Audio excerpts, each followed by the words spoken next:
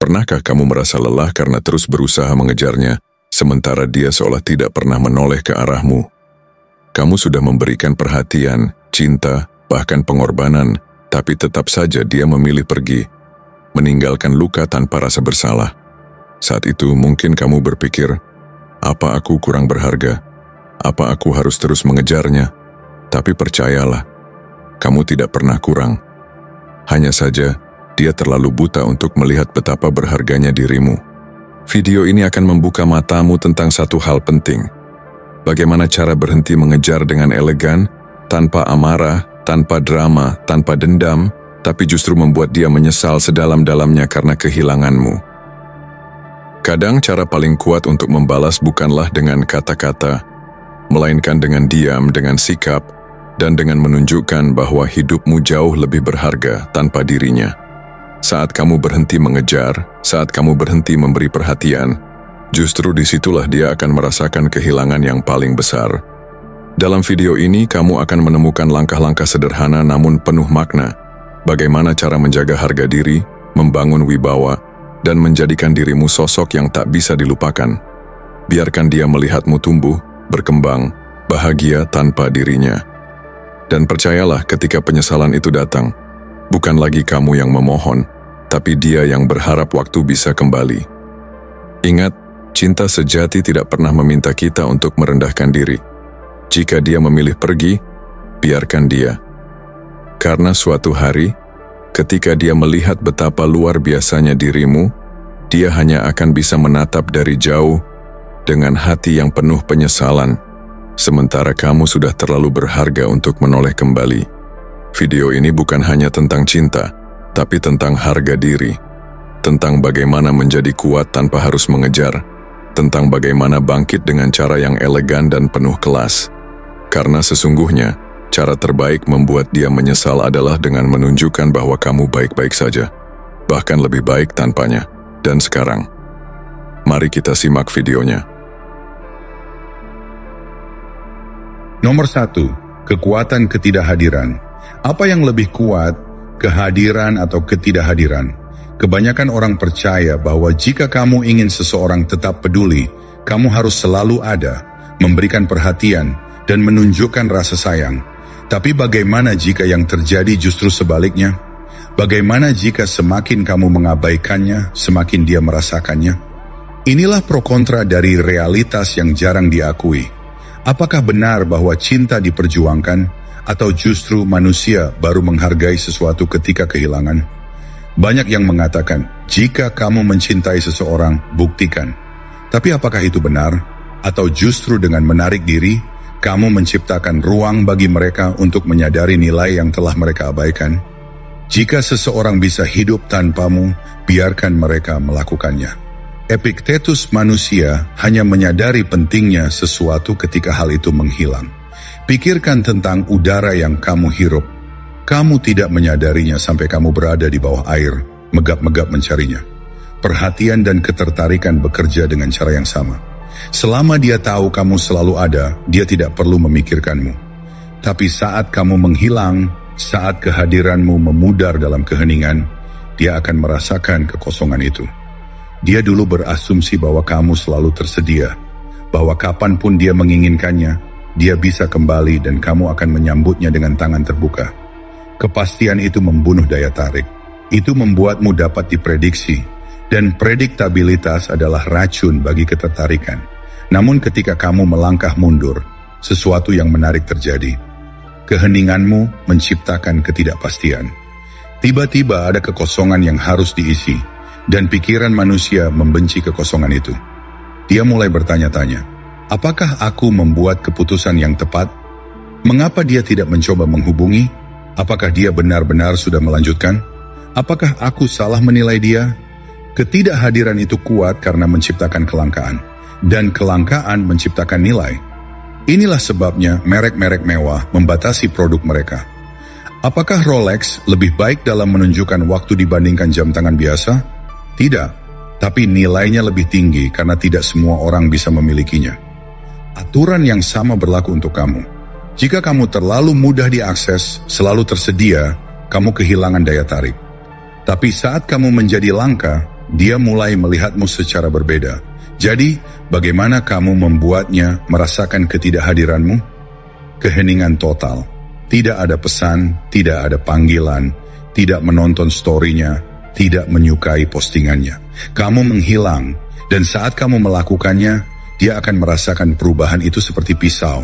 Karena untuk pertama kalinya, dia harus menghadapi kenyataan di mana kamu tidak lagi ada dalam hidupnya. Mungkin dia akan berpura-pura tidak peduli. Mungkin dia akan memposting sesuatu untuk membuatnya terlihat bahagia. Tapi dalam keheningan, saat tidak ada yang melihat, dia akan memeriksa ponselnya, menunggu pesan yang tidak pernah datang. Dia akan melirik notifikasinya, mencari namamu, dan dengan setiap hari yang berlalu dalam keheningan, dia akan semakin bertanya-tanya apakah dia kehilanganmu selamanya. Saat itulah penyesalan dimulai. Nomor 2, ketidakpedulian adalah kekuatan tertinggi. Apa yang lebih kuat, bereaksi dengan emosi atau tidak peduli sama sekali? Banyak orang percaya bahwa menunjukkan kemarahan, kesedihan, atau bahkan diam adalah cara untuk membuat seseorang menyesali kehilanganmu. Tetapi bagaimana jika itu tidak cukup? Bagaimana jika kekuatan sejati justru berasal dari ketidakpedulian total? Disinilah pro dan kontranya. Ada yang berkata, jika kamu mencintai seseorang, tunjukkan, jangan bersikap dingin. Tapi apakah itu benar? Atau justru ketika kamu berhenti peduli, disitulah dia mulai merasakan kehilangan? Orang yang paling kuat adalah orang yang paling sedikit bergantung pada orang lain. Seneca, lihat emosi sebagai daya ungkit. Jika kamu bereaksi, dia tahu bahwa dia masih memiliki kendali atasmu. Jika kamu mencoba membuatnya cemburu, jika kamu terobsesi dengan setiap gerak-geriknya di media sosial, kamu kalah. Karena semua itu hanya membuktikan satu hal. Kamu masih terikat secara emosional. Dan dalam permainan kekuatan, orang yang paling berinvestasi secara emosional adalah orang yang memiliki kendali paling sedikit. Tapi ketika kamu tidak memberinya apa-apa, tidak ada reaksi, tidak ada validasi, tidak ada tanda bahwa dia masih penting, itulah saat dia mulai panik. Karena sekarang dia tidak tahu di mana dia berdiri. Dia mengharapkanmu mengejar, mengharapkanmu terpengaruh, tetapi tiba-tiba dia yang mulai merasa tidak seimbang. Inilah kenyataan yang brutal. Jika seseorang yakin bahwa mereka bisa memilikimu kapan saja, mereka tidak akan menghargaimu. Tetapi ketika kamu membuat mereka mempertanyakan kepastian itu, segalanya berubah. Ketidakpedulian adalah gerakan kekuatan pamungkas. Saat kamu berhenti menunjukkan bahwa dia penting, dia mulai bertanya-tanya kenapa. Dia akan mencari tanda-tanda bahwa kamu masih berjuang tanpanya. Dan ketika dia tidak menemukan apapun, saat itulah kehilangan terasa nyata. Pikirkan bagaimana orang bereaksi ketika mereka kehilangan sesuatu yang penting. Awalnya mereka tidak peduli, lalu mereka mulai mencarinya.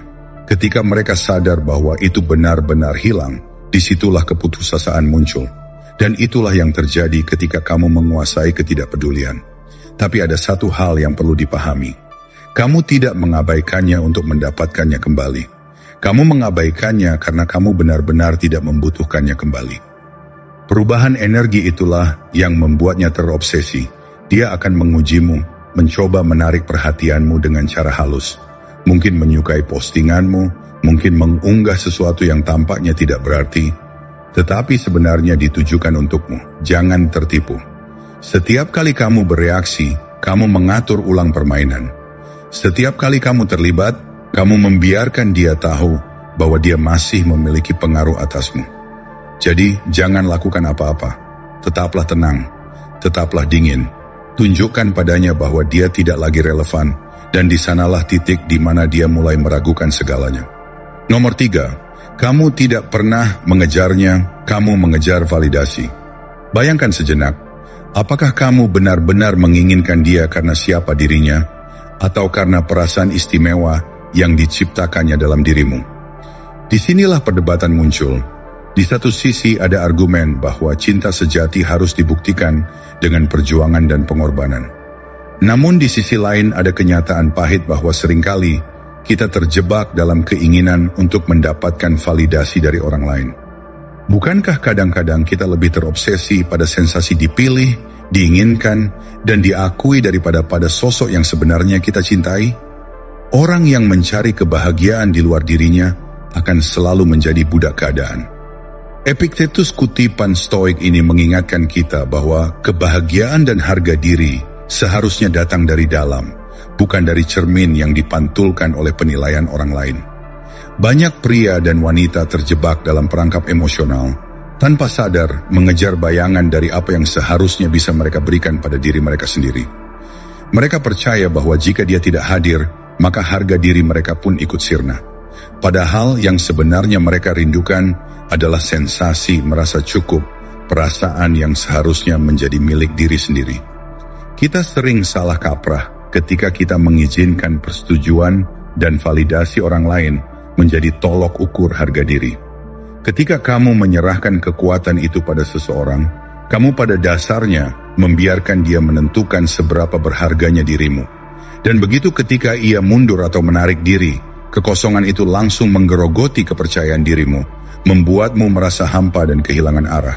Ini bukan tentang kehilangan seseorang yang kamu cintai, melainkan tentang kehilangan kontrol atas diri sendiri.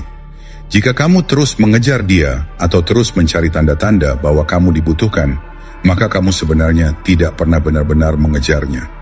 Yang kamu kejar adalah ilusi bahwa tanpa kehadirannya, kamu tidak bisa merasa utuh. Dan semakin dalam kamu terjebak dalam pencarian itu, semakin kamu menurunkan standar untuk dirimu sendiri. Pro dan kontra pun muncul. Ada yang berargumen bahwa cinta harus diperjuangkan, tetapi di sisi lain, terlalu banyak perjuangan dalam mengejar validasi eksternal justru membuatmu terjebak dalam siklus yang tak berujung.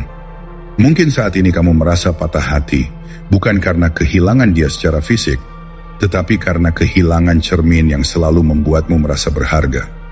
Kamu meratapi kekosongan itu, tidak menyadari bahwa selama ini kamu telah membiarkan dirinya mengambil alih penilaian atas siapa dirimu. Ketika kamu mulai menyadari bahwa kunci kebahagiaan itu ada di dalam diri sendiri, maka segalanya akan berubah. Bayangkan, ketika kamu memutuskan untuk berhenti mencari persetujuan dari luar, kamu mulai membangun fondasi validasi internal. Kamu berhenti melihat dia sebagai sumber kebahagiaan, dan mulai menggali kekuatan, serta potensi yang selama ini tertutup oleh kebutuhan akan validasi eksternal. Di titik inilah, secara perlahan namun pasti, kamu menjadi tak tersentuh. Kamu tidak lagi terikat oleh keinginan untuk dibenarkan oleh orang lain, sehingga secara tidak sadar, kamu mengembalikan kendali atas hidupmu. Ironisnya, saat kamu berhenti membutuhkan validasinya, perlahan-lahan dia mulai merasakan kekosongan yang sebelumnya kamu isi dengan keberadaannya.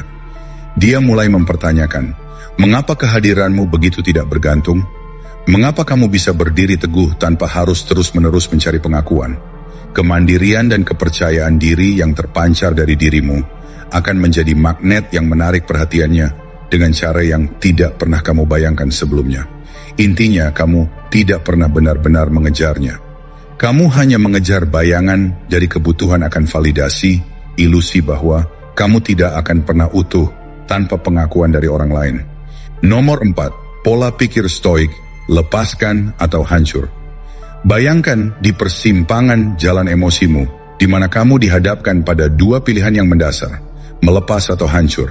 Banyak yang berpendapat bahwa patah hati adalah waktu untuk terus mengumpulkan potongan-potongan luka, sedangkan yang lain percaya bahwa melepaskan adalah kunci untuk tumbuh.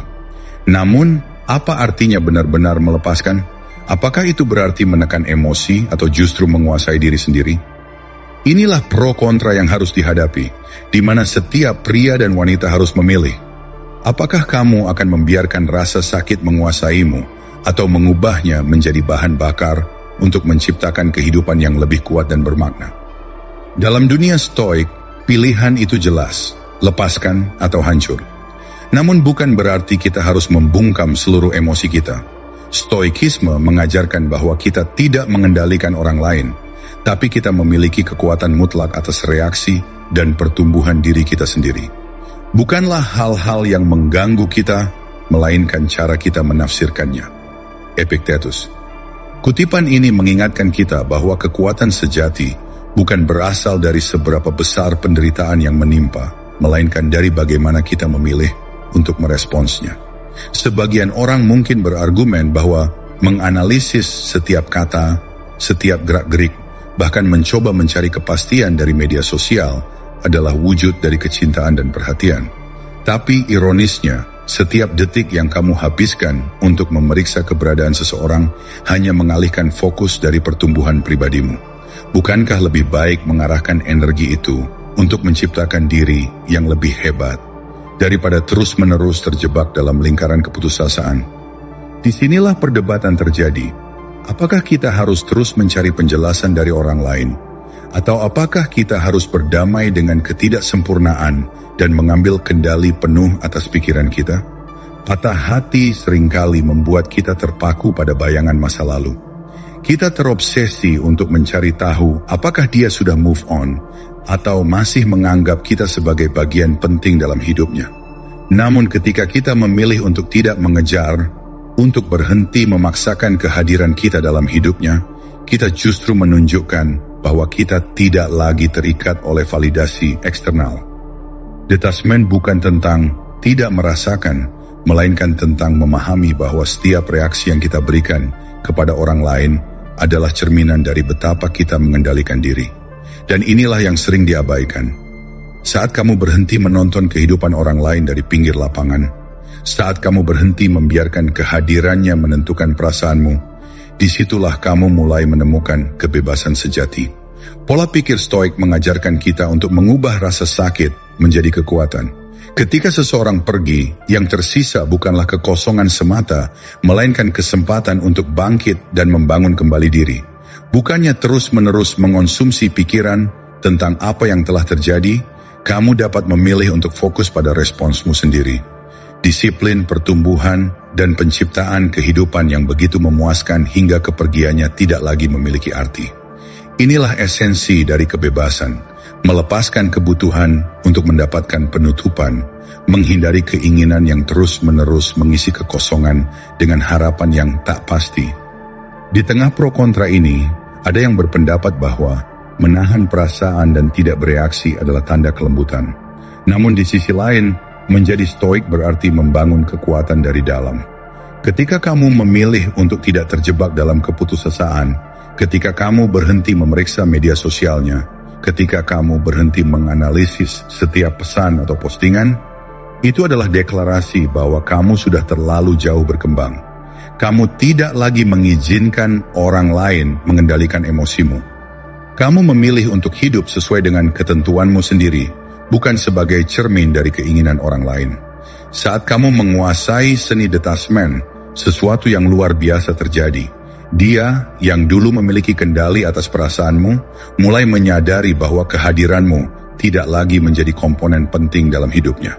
Ketika kamu tidak lagi bereaksi terhadap kepergian atau tindakan kecilnya, secara tidak sadar kamu telah menggeser kekuatan. Disinilah, pada titik di mana kamu sepenuhnya memfokuskan diri pada pertumbuhan pribadi, mengunjungi pusat kebugaran, mengasah keterampilan, dan menciptakan kehidupan yang memancarkan kemandirian, kamu menjadi sosok yang tak tergoyahkan. Bagi setiap pria dan wanita yang pernah merasakan patah hati, ingatlah bahwa setiap detik yang dihabiskan untuk terjebak dalam masa lalu adalah detik yang mencuri kesempatan untuk masa depan. Pilihan ada di tanganmu, lepas atau hancur. Namun jika kamu memilih untuk melepaskan, kamu tidak hanya menghindari kehancuran, tetapi juga membuka jalan menuju kebebasan dan pertumbuhan sejati.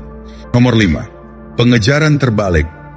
Seni mengubah ketidakhadiran menjadi kekuatan. Pernahkah kamu merasa lelah dengan pola pikir bahwa selalu harus mengejar perhatian seseorang agar tetap berarti? Di satu sisi, ada yang berpendapat bahwa untuk mendapatkan kembali kehangatan dalam hubungan, kamu harus terus menunjukkan bahwa kamu peduli. Namun, di sisi lain, ada kekuatan luar biasa yang muncul ketika kamu memilih untuk menghilang dan membalikan peran, sehingga yang awalnya mengejarmu, kini justru harus mengejarmu. Inilah dilema emosional yang menantang. Apakah benar bahwa kehadiran terus-menerus adalah jaminan, atau justru ketidakhadiranmu yang membuatnya menyadari betapa berharganya dirimu? Bayangkan situasi di mana dia merasa bahwa kamu selalu ada, menderita dalam diam, dan menunggu kesempatan untuk membuktikan harga dirimu.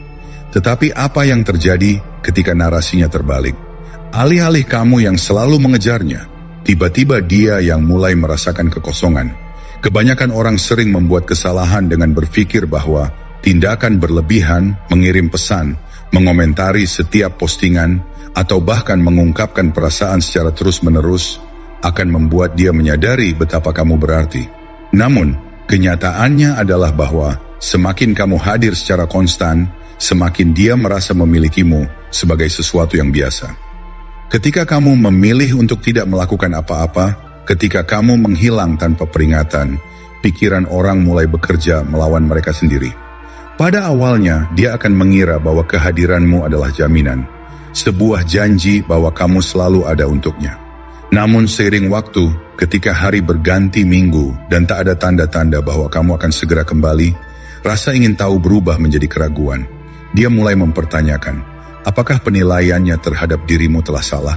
Apakah kamu benar-benar seberharga yang ia bayangkan? Keraguan itu pun menggoyahkan fondasi egonya.